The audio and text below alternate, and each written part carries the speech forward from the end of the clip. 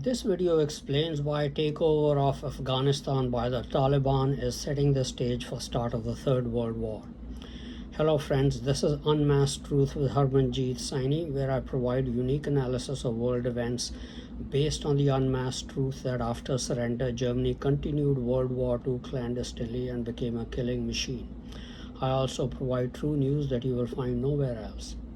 Since my video of August 12, 2021 concerning the situation in Afghanistan, developments have taken place at lightning speed.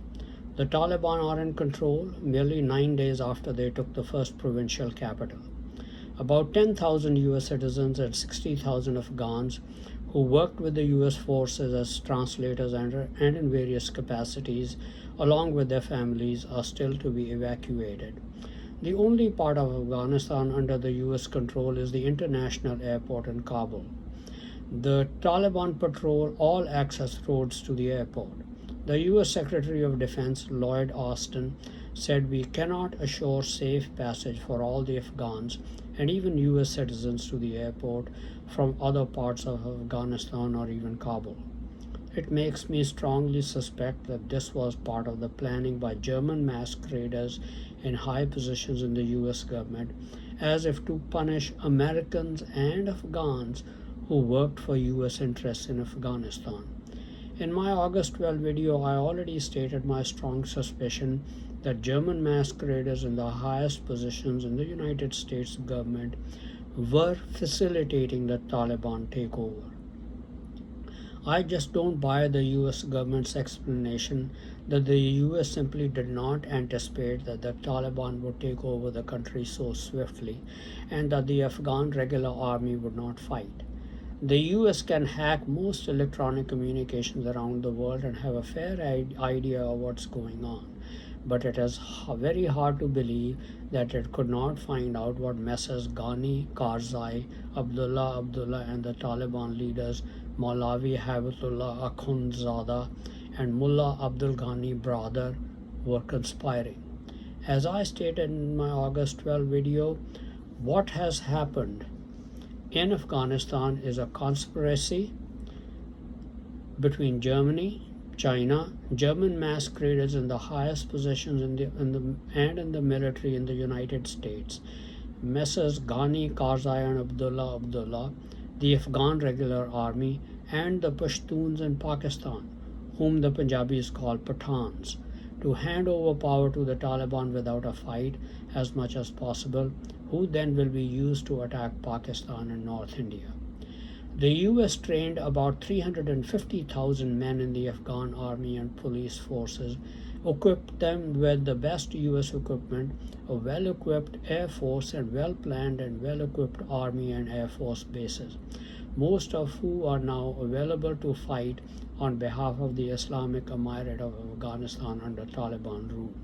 They were interested mainly in being paid salaries by the United States and had absolutely no interest in democratic rule. Ashraf Ghani has fled Afghanistan to United Arab Emirates, reportedly with $169 million in cash, as reported by Russian and other sources. Though he has vehemently denied it, more sources keep repeating the accusations. I am not fooled by Ghani's antics. His leaving Afghanistan is a mere smokescreen. He, along with Hamid, Karzai, and Abdullah, are in full agreement with the Taliban takeover. Therefore, the three Hombres will be held responsible, along with the Taliban leaders, for any attack on the United States, Britain, Israel, Pakistan, or North India that may follow, in order to expand the empire of the Islamic Emirate of Afghanistan. Our goal will be to make them all pay with their lives. The cash that Ghani has taken, I believe, at the direction of German masqueraders, will be used to incentivize the Taliban to stay on track with the agenda of making war on North India. The US will likely complete withdrawal by August 31, 2021 or soon thereafter, and the Taliban will be fully in control. They have already made statements that they will not accept any presence of foreign forces beyond the August 31 deadline. They have been delivering nice sound bites with three promises that the West would like to hear: to reassure world powers and try to calm a terrified population as part of their charm offensive. In a press conference, Zabihullah Mujahid, the Taliban's longtime spokesman, promised that the Taliban would honor women's rights within the norms of Islamic law, without elaborating further, forgive those who fought them, and ensure Afghanistan will not become a haven for terrorists. I expect all three promises to be broken in the weeks and months ahead to varying degrees. The Taliban have renamed their country the Islamic Emirate of Afghanistan. It is an Islamic regime run by two mullahs, most likely as rabid as the Ayatollah Khamenei of Iran. Expect women's rights to be severely curtailed as in all strict Islamic regimes. Evidence of a woman being murdered for not wearing the burqa has emerged, and girls will likely be allowed to study till age 9 or age 12. No better evidence is needed than that to realize that these guys are mad. I advise them to just put all the males through the test. Put on a burqa for 1 month like you make the women do, and experience how the women feel. Perhaps that might help them change their policies and realize that Muhammad was given his revelations by a demon masquerading around as the Archangel Gabriel. There will be some retaliation against those who fought them.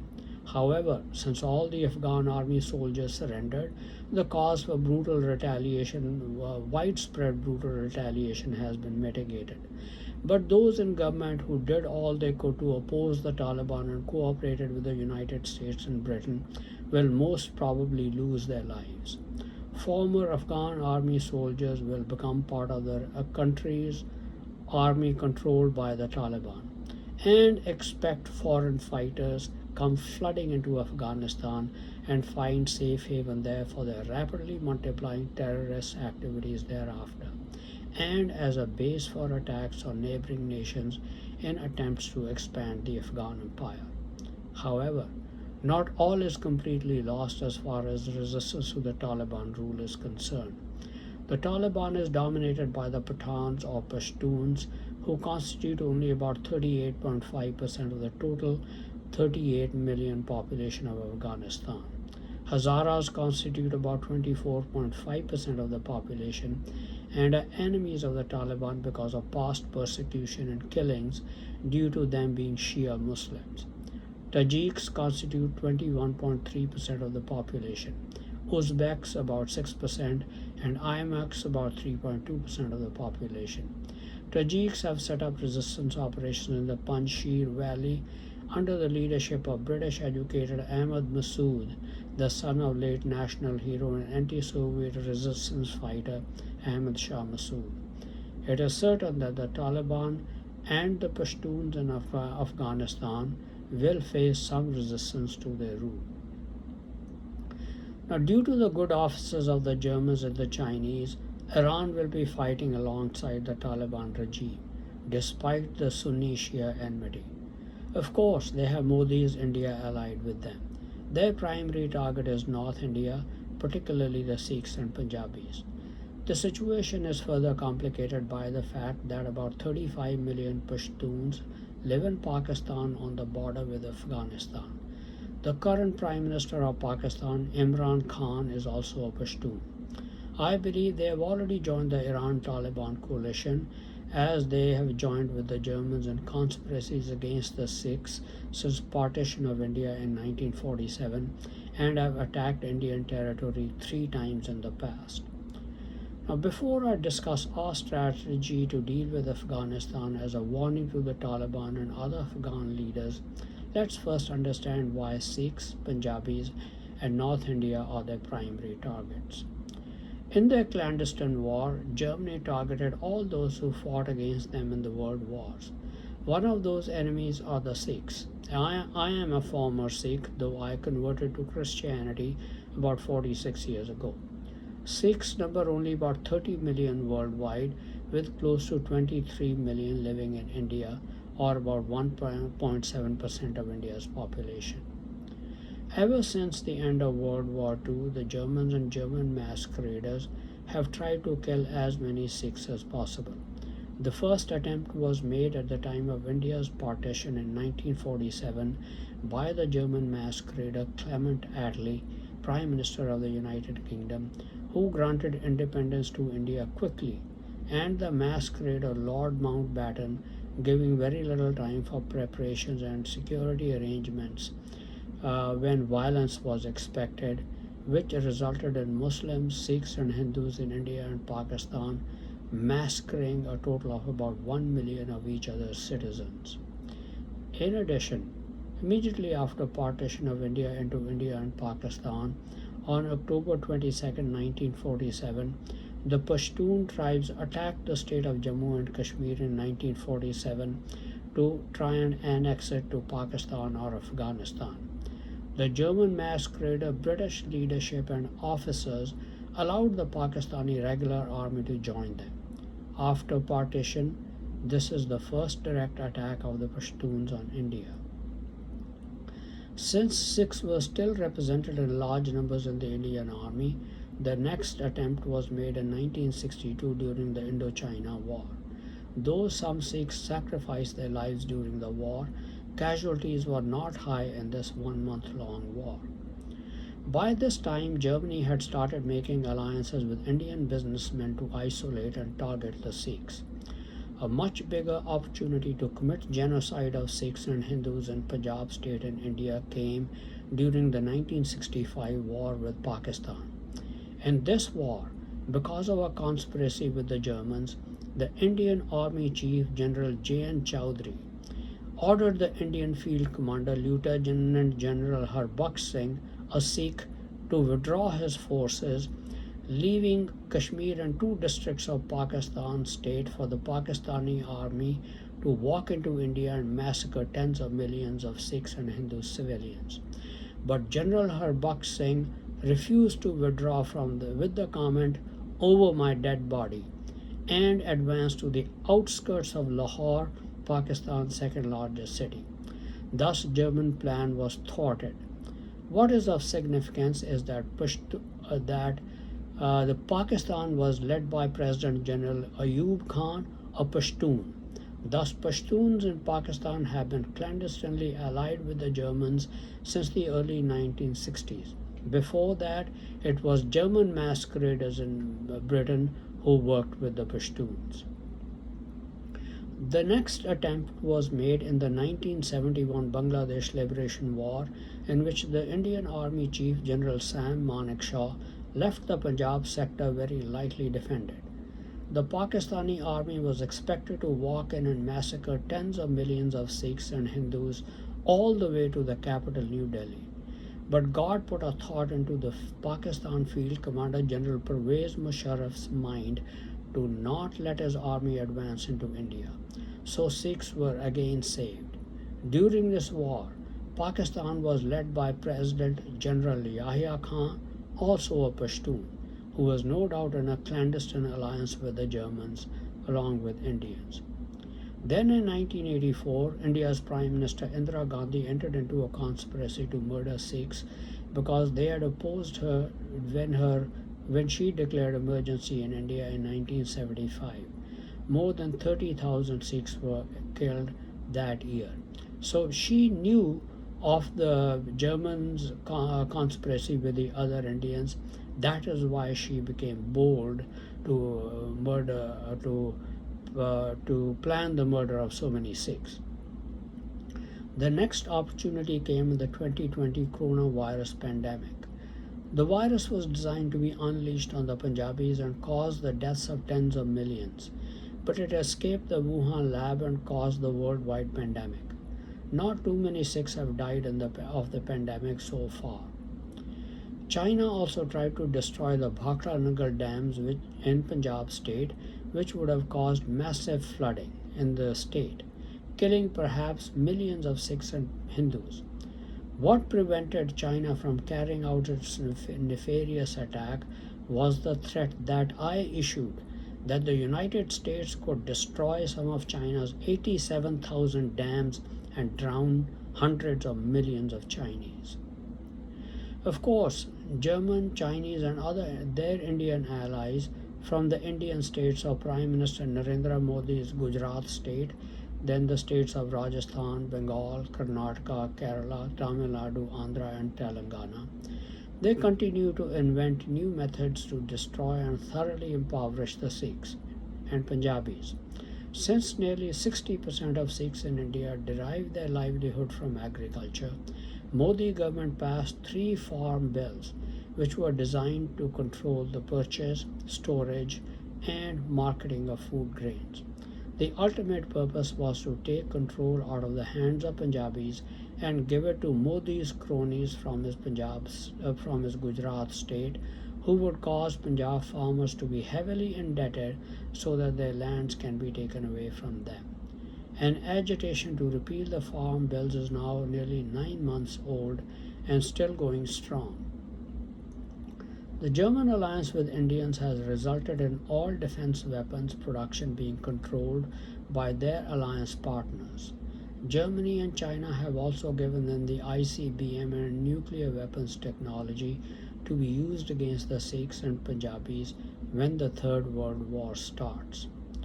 Thus, Germany and China have created a formidable coalition to destroy the seemingly defenseless Sikhs who have no infrastructure for manufacturing defense equipment, no missiles or nuclear weapons that they control, and are quite small in population compared to the rest of India, only 1.7%. However, they rely on the United States and Britain to provide the nuclear umbrella. But Sikhs have not been pushovers. Centuries of atrocities against them by Muslims mainly, but also Hindus, made them into a sort of martial race for defending themselves. As described, they also have had providential help through the clandestine attempts the Germans and their Indian and Pashtun alliance partners have made. That has incensed the Germans, particularly when so many of their attempts to destroy them have not succeeded. So they continue to add others to the coalition to destroy the Sikhs. Afghans, Iran, and the Pashtuns of Pakistan have been the latest additions to the German, Chinese, and Indian coalition to destroy the Sikhs and Punjabis. As explained in part 1 of these videos, Germany's overall goal is to take on the United States, British Commonwealth nation, and the State of Israel in the Third World War, defeat and enslave them, and take over their lands. But they need to inveigle some nation to start the war so that they can see how the US will respond. They will then plan their attack based on what they learn. They tried to inveigle Iran to start the war, but that ended with Soleimani's death. They have given enough provocation by bringing down airliners and an Indonesian submarine. But the United States does not have any military arrangement with these nations, hence no reason for the United States to respond. Now they believe they have an easy target, the defenseless Sikhs, and are giving the task of attacking and destroying them to a very formidable coalition of their Indian allies, Iran, Afghans, and Pakistani Pashtuns with China's help. Their hope is that the United States will respond on behalf of the Sikhs and Punjabis and show its stand. If it does not, then their goal of destroying the Sikhs would have been achieved. But we Punjabis are not completely helpless. Iran has its own enemies to face, Israel and the Gulf Arab states. We Punjabis would be glad to join that coalition against Iran and the Taliban. I think the Punjabis, Sindhis, Balochis, and others in Pakistan will be able to handle the Pashtuns in their own country. Now these will be that's the United States, Britain, and Israel with our other alliance partners. These will be our goals to deal with this condition against us. This is being issued as a warning to the Ayatollah of Iran, also the Taliban regime in Afghanistan, and the Pashtuns in Pakistan. We know that the formidable coalition against us has been put together by Germany and China, whose ultimate goal is to bring down the United States, British Commonwealth nations, and the State of Israel. Therefore, no matter who starts the war, our number one target will always be Germany, and China will be number 2. If we are attacked, and I fully expect the Sikhs and Punjabis to be the first victims. Our goal would be to utterly destroy the Ayatollahs and Mullahs and rid Iran and Afghanistan of this scourge. This is not against Islam. It is against particular people who are the leading cause of terrorism in the world and will be making the decision to attack us. We will wipe out all the Ayatollahs and other clerics in Iran so that Iran can then have Muslims in power who no longer pose a terrorist threat to other nations. Let that be a lesson for Iranians. After you get rid of the Ayatollahs, never ever allow them to gain power again. In Afghanistan, we will destroy all the Taliban utterly and the other leaders who have jointly made the decisions to attack us, including Messrs. Ghani, Karzai, and Abdullah. And we will destroy the power of the Pashtuns in Afghanistan and Pakistan. You have had your 3 chances by attacking us. It is time now for judgment. If Pakistani Punjabis, Sindhis, and other groups don't destroy the Pashtuns in Pakistan, we'll find a way to come after you and destroy you so that the Pashtuns never again dare to dream of building an empire in North India by terrifying other nations and attacking them, either by themselves or at the urging and support of other nations as in coalition with them. 1/3 of Afghans will lose their lives. In addition, we will divide Afghanistan so that the remaining Pashtuns are left with a rump state. We just want you to remember that the Russians and the Americans dealt with you relatively gently.